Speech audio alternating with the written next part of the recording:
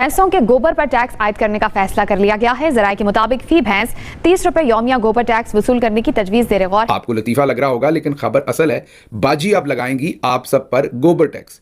आपको हंसी आ रही होगी, खैर मनाएं, उस दिन का इंतजार करें जब मरियम औरंगजेब आपके बाथरूम के बाहर कॉपी और पेंसिल लेकर खड़ी होंगी और नोट करेंगी आप कितनी बार बाथरूम गए। ये कल को मुझे तो ऐसा लगता है ये घोड़ों की ईद का भी लेंगे, बकरियों की मेंगनों का टैक्स इकट्ठा करेंगे, जो इनका तरीकाकार है। ये मुर्गियों की बिठों का भी टैक्स इकट्ठा कर लेंगे, इनका पता कोई नहीं है। आप टैक्स जरूर लें, लेकिन उसको इस्तेमाल करें उस मकसद के लिए जिसके लिए आप लेते हैं। उन्होंने यूट्यूबर से लेके भैंसों तक सब पे टैक्स लगा दिया, गोबर टैक्स भी लगा दिया, 30 रुपए फी भैंस गोबर टैक्स भी लगा दिया। आपको तो कोई परेशानी नहीं है इसकी वजह से? नहीं, मेरी कौन सी भैंस है? ठीक है ना, आपकी भैंस है, आप अपनी भैंस को 15 रुपए का पैम्पर बांध दें, ठीक है ना, 30 रुपए बचा लें। मैं तो यही तो आपको मशवरा दे सकता हूँ। चचा ने कहा कि मामलात बदलने वाले थे, मुल्क की किस्मत हम बदलने ही वाले थे कि जंग आ गई। और भतीजी ने कहा है कि अब गोबर टैक्स लगेगा तो उससे मामलात जो है वो सीधे होंगे। तो पाकिस्तान अब भैंसों पे गुजारा करेगा, मतलब कि भैंसों ने गोबर कम किया तो मुल्क की तरक्की नीचे जाएगी, भैंसों ने गोबर ज्यादा किया तो मुल्क की तरक्की ऊपर आएगी। ये बहुत जल्द आपके सांस लेने पे भी टैक्स लगाएंगे भाई। जहां पे आपने रिलीफ देना था, अब आप पेनी भी लगा के आप ये एक इंप्रेशन दे रहे हैं कि जिम्मेदार के ऊपर अभी फर्दर मजीद ग्राइंडिंग होनी है, मजीद टैक्सेस लगने चाहिए। वो गोबर का क्या जाके आपका एलडीपीएमसी का अमला उठाता है, जाके उन भैंसों का गोबर कौन उठाता है? किस चीज का टैक्स ले रहे हो? वो गोबर हम लोग वहां से उठाते हैं, भैंसों के पीछे से खेतों में फेंकते हैं जाके। अगर अब आप इस पर नाराज हैं तो आप उस दिन की खैर मनाएं जब मरियम औरंगजेब आपके घर के सामने खड़ी होंगी, आपकी घंटी दबाएंगी और कहेंगी कि मैंने बाथरूम के सामने खड़े होना है और चेक करना है आप सब कितनी बार बाथरूम जाते हैं। उस हिसाब से आप पर टैक्स लगेगा।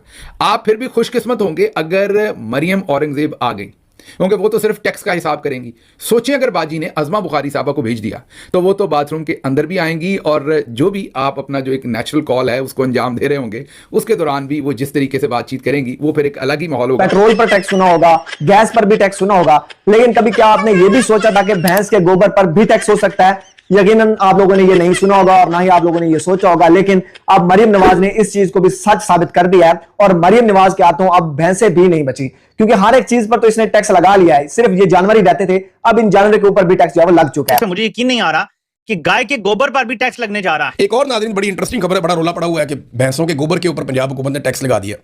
देखिए, जो भैंसों का गोबर है ना, ये बड़ा जबरदस्त रॉ मटेरियल होता है। इससे आप बना सकते हैं बायोगैस, बड़े पैमाने पर पैदा कर सकते हैं। पाकिस्तान में बेशुमार भैंसें हैं, हमारे पास ये बड़ी अपॉर्चुनिटी है, लेकिन इससे फ़ायदा कभी हमने उठाया नहीं, वो पॉलिसी बनाई नहीं प्रॉपर तरीके से। दूसरा, खाद भी बनती है तो ये बहुत काम आती है। अब इसके ऊपर टैक्स लगा दिया कि जो भी भैंस गोबर करेगी, अब भैंसों का गोबर तो नहीं रोक सकते, अगर वो दूध देगी तो गोबर भी देगी, तो वो उसके ऊपर टैक्स लगा दिया कि हर भैंस के गोबर के ऊपर हुकूमत 30 रुपये लेगी, पंजाब हुकूमत। देखिए, अगर तो गोबर से वाकई में वो बायोगैस बनाते हैं तो उसकी कोई पॉलिसी सामने लेकर आए, बताएं जनाब हम ये करने जा रहे हैं, इस पैमाने पर करने जा रहे हैं, ये हमारी पॉलिसी है, प्राइवेट लोगों को इसमें इस तरह इन्वॉल्व करेंगे, सरकारी लोग इसमें इतना हिस्सा डालेंगे। वो पॉलिसी दे देना, या आप ये पॉलिसी दे दें कि जनाब बायोगैस को प्रमोट करने के लिए गवर्नमेंट एक सब्सिडी जारी कर रही है कि इसका सारा सामान गवर्नमेंट मुहैया करेगी और इतने पैसे गवर्नमेंट देगी और इतने पैसे आप डाल दें, या तो ये कर दें, सारा गोबर खुद ही गायब हो जाएगा। तो अब जब इतना जहाज चलेगा, जाहिर है उसके लिए एक तो पेट्रोल, उसमें जो जेट फ्यूल है वो डलेगा, उसके लिए कीमतें हमने तेल की बढ़ा दी हैं, लेकिन बाकी जो हमने महंगे बैग लेने हैं, इतना कुछ करना है, उसके लिए कहीं से तो पैसा चाहिए। तो अब आप पर लगेगा गोबर टैक्स।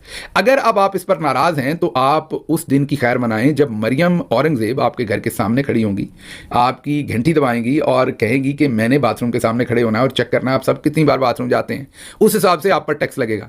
आप फिर भी खुशकिस्मत होंगे अगर मरियम औरंगजेब आ गई, क्योंकि वो तो सिर्फ टैक्स का हिसाब करेंगी। सोचिए अगर बाजी ने अज़मा बुखारी साहबा को भेज दिया तो वो तो बाथरूम के अंदर भी आएंगी और जो भी आप अपना जो एक नेचुरल कॉल है उसको अंजाम दे रहे होंगे, उसके दौरान भी वो जिस तरीके से बातचीत करेंगी वो फिर एक अलग ही माहौल होगा। उसके ऊपर मैं क्या बात करूं, लेकिन शुक्र करें कि उनके पास ये महकमा नहीं होगा। ये महकमा मेरे ख्याल में, मैं सेफली कह सकता हूं कि मरियम औरंगजेब साहबा को ही दिया जाएगा। तो ये एक नई हाइट है।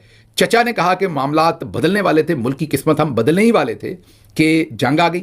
और भतीजी ने कहा है कि अब गोबर टैक्स लगेगा तो उससे मामलात जो है वो सीधे होंगे। तो पाकिस्तान अब भैंसों पे गुजारा करेगा, मतलब कि भैंसों ने गोबर कम किया तो मुल्क की तरक्की नीचे जाएगी, भैंसों ने गोबर ज़्यादा किया तो मुल्क की तरक्की ऊपर आएगी। अब ये नहीं पता कि ये सिर्फ भैंस पे लगेगा या कट्टे पे भी लगेगा।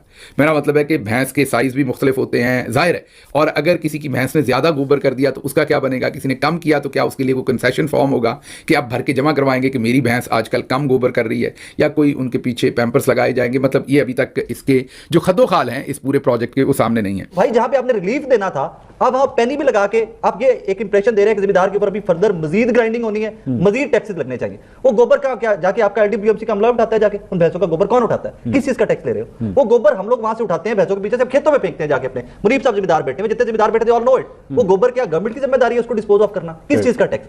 इसी तरह आके बहुत सारे फैक्टर्स ऐसे हैं कि जिसके ऊपर गवर्नमेंट की लाइलमी का और पब्लिक से डिस्कनेक्ट का आइडिया होता है। मुझे नहीं पता कि इसकी इंप्लीमेंटेशन होगी टैक्स की या नहीं होगी, अंडर कंसिडरेशन है इंप्लीमेंट करने। Who is the most connected chief minister in Pakistan, जो अपने आवाम के साथ वाकई कनेक्टेड है एट दिस टाइम? मुझे नहीं लगता कि मुझे नहीं लगता कि कोई भी ऐसे आप कह सकते हैं, आप कह सकते हैं। आप ये नहीं, आपकी राय है कि आप उनके लिए जवाब दो। नहीं, मेरी राय, अपनी राय आपको लग रहा है मोस्ट कनेक्टेड मरियम साहब हैं कैसे जी? क्या आज खैर है? वो इतने कनेक्ट हैं कि वो देखते हैं कि कोई बंदा खुश तो नहीं है और कोई बंदा मुतमईन तो नहीं है। ये कोई बंदा यही तो डिस्कनेक्ट है, यही तो डिस्कनेक्ट है। कनेक्ट है तो उन्हें पता है ना इन चीजों का भाई। क्यों जी इमरान साहब? और सीरियस नोट यार, अच्छा सीरियस नोट जो है ना, पाकिस्तान की ये जो ब्लू बुक है ना, ये जो अहले इक़्तिदार के लिए एक प्रोटोकॉल होता है कि आपने ये करना है वो करना है, वो जो उस सिस्टम में चला जाता है वो उसका कनेक्शन खत्म हो जाता है अनफॉर्चुनेटली। इवन के अपना जो हाउस चूज करता है उसको, वो उसके साथ उसका कनेक्शन खत्म हो जाता है। यकीन नहीं आ रहा कि गाय के गोबर पर भी टैक्स लगने जा रहा है। 30 रुपए गाय के गोबर पर भी टैक्स लगने जा रहा है। एक और टैक्स की बात हो रही है और आई थिंक ये यूट्यूब के ऊपर ही लगाया जा रहा है। वैसे तो सारी दुनिया में यूट्यूबर से टैक्स लिया जाता है, पाकिस्तान ही वाद मुल्क है जो इसको रेमिटेंस समझ के शायद किसी को टैक्स नहीं वसूल करता। तो अब टैक्स ये लगाया जा रहा है कि हर 1000 व्यूज पर 195 रुपए ये हर यूट्यूबर देगा। आई थिंक इसी किस्म का कोई टैक्स आ रहा है। ये करना क्यों पड़ रहा है ये जरा समझ लें।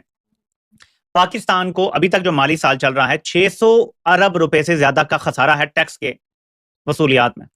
टैक्स वसूली में 600 अरब का खसारा है। तो नए तरीके निकाले जा रहे हैं, गोबर पे टैक्स लगा दो। अच्छा, ये बहुत जल्द आपकी सांस लेने पे भी टैक्स लगाएंगे। अभी ये 1000 अरब पता है कैसे कमा रहे हैं? आप जो पेट्रोल लेते हैं ना, उसके ऊपर जो पेट्रोलियम डेवलपमेंट लेवी लेते हैं ना, ये उससे 1000 अरब आपसे निकाल रहे हैं। 1000 अरब निकाल रहे हैं आपसे।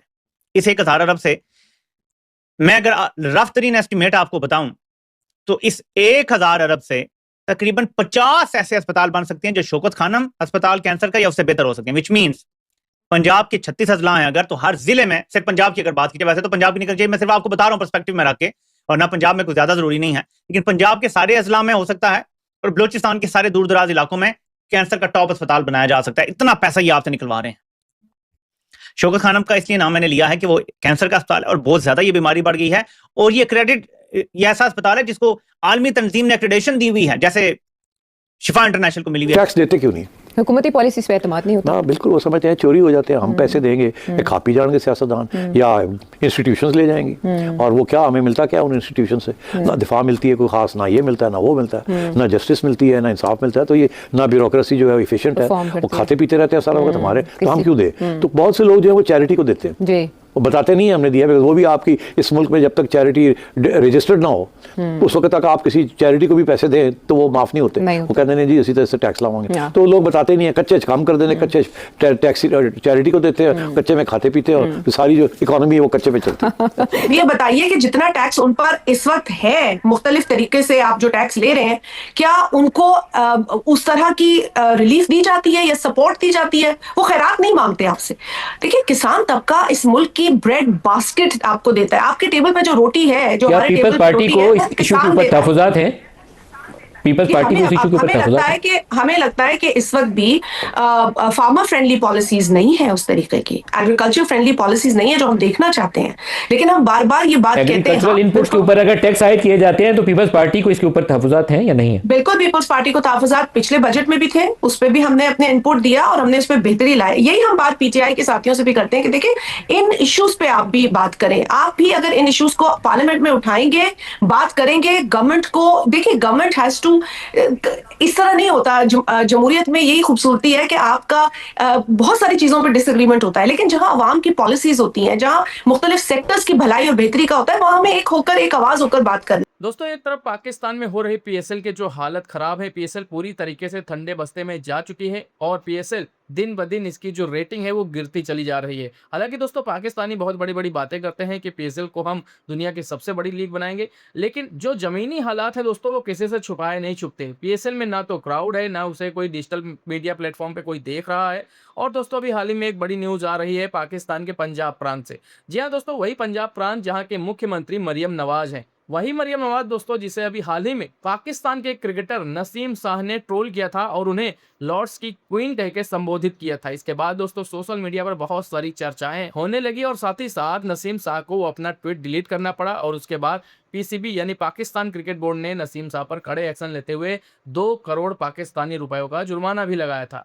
हालांकि दोस्तों नसीम शाह की तरफ से ये सफाई दी गई थी कि भैया हमने ये ट्वीट नहीं किया है और मेरा अकाउंट हैक हो गया और किसी हैकर ने ये ट्वीट किया है। अब आप सोचिए दोस्तों, ये बचकाना वाली सफाई जो पाकिस्तानी क्रिकेटर दे रहे हैं, जिससे आप समझ सकते हैं कि इनकी मानसिकता महिलाओं के प्रति कैसी है। अब दोस्तों खबर आ रही है पाकिस्तान से कि मरियम नवाज ने अपने स्टेट के जितने भी भाई पशुपालक हैं, जितने भी जानवर पाल रखे हैं, उन पर अब गोबर करने का टैक्स लगाया गया है। जी हाँ दोस्तों, हर जानवर पर 30 रुपए गोबर करने का टैक्स लगाया है। ऐसी खबर पाकिस्तान से आ रही है। अब आप सोचिए दोस्तों कि पाकिस्तान अब जानवरों को भी नहीं बख्श रहे हैं, जिस तरीके से ऐसी टैक्स नीति जानवरों के ऊपर ला रहे हैं, तो जिससे आप समझ सकते हैं कि पाकिस्तान की हालात क्या है। अभी हाल ही में दोस्तों पाकिस्तान के अंदर पेट्रोल और डीजल के दाम रातों रात बढ़ा दिए गए। उसके बाद दोस्तों पाकिस्तान के पेट्रोल पंप पे तो भाई भारी भीड़ लग गई, लूट मार मच गई पेट्रोल के लिए। तो बहुत सारी दोस्तों ऐसी चीजें पाकिस्तान के अंदर सामने आ रही हैं, जिससे आप साफ अंदाजा लगा सकते हैं कि आने वाले समय में पीएसएल पूरी तरीके से बर्बाद होने के कगार पर है। तो चलिए दोस्तों, आज की वीडियो को ज्यादा लंबा ना करते हुए वीडियो ही करते हैं खत्म और मिलते हैं दोस्तों ऐसे एक और नए वीडियो में। बाकी आज की आपको वीडियो कैसी लगी, आप लोग अपनी राय हमारे साथ कमेंट बॉक्स में जरूर साझा करें। जाते जाते दोस्तों वीडियो को लाइक करें, साथ ही साथ अपना ढेर सारा ख्याल रखें। नमस्कार।